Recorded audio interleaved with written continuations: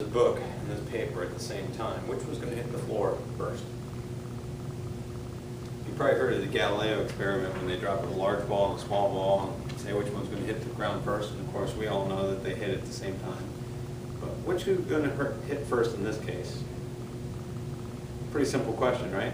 Because our common everyday experiences tell us that the book hits first. And that's because of air resistance. So both of these objects have air resistance on them. Why is it that this one takes so much longer to hit the floor? So that's what this next section's about. We're looking at air resistance. And when I drop these, this one does have air resistance on it, but that force upward is not quite as big as that downward force, and so it keeps on accelerating. But this one, very quickly it reaches what we call terminal velocity. So at first it accelerates, but then it reaches a constant velocity. And if it has a constant velocity, think about the free body diagram. What must be true about the net force?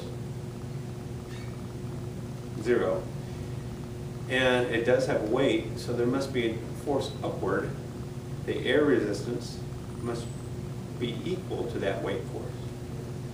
Okay, so now, next question I want to consider is, what if I were going to drop this, though, in a way that I could get this to accelerate at the exact same rate? What would I have to do? No, I can't take the air out of here because I can't hold my breath that long. Oh, an idea is to crumple paper. Would that work? Yeah, I don't want to ruin paper, though. No ruining paper. Another idea, stick it inside the book. So stick it in here, drop it. Yeah, that would work. That seems like cheating, though. I'm not going to do that either. Somebody else says stick it underneath the book. So it's going to be pushing the paper down. Good idea? Again, that kind of seems like cheating. I'm going to do that. Any other ideas?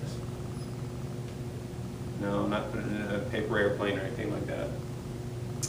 Well, is there a way that I can remove the factors of air resistance? What if I were to put it on top of the book? What about in that case? Would it work? Let's try it. So that did work. It did fall at the exact same rate there when I put it on top.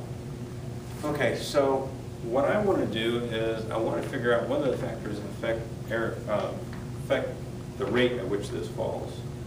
Before we do that, though, what would happen if I were to drop this on the moon? How would they fall on the moon? Does the moon have gravity? It does, right? Not as much as here on Earth, but it does because it has mass. Does it have air? No, no air, right?